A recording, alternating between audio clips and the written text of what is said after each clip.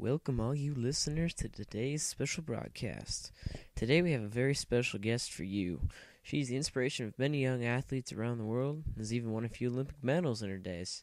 You know her as the fastest woman in history, Wilma Rudolph.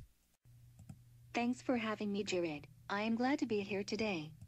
Let's get to it. The first question is, of course, about your childhood. I hear you had to go through some pretty difficult times. What can you tell me? First off, I was born prematurely and caught infantile paralysis.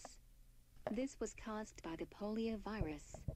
I recovered, but I still had to wear a brace on my leg, which had gotten twisted due to the disease. By the time I was 12, I had also survived scarlet fever, whooping cough, chickenpox, and measles.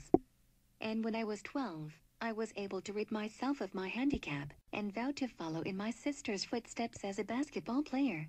That is quite a story. So, I hear you did track only as a way to keep busy during the basketball off-season. Is this true?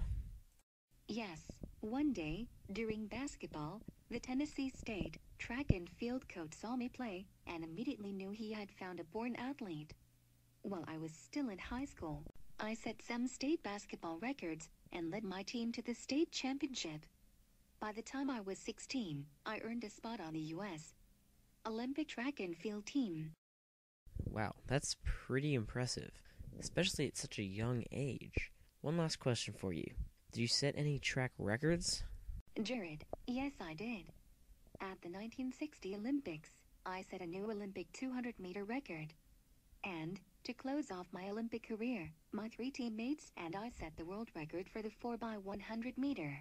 Sorry, but that's all we have time for, folks. Thank you so much for being here, Wilma. My pleasure.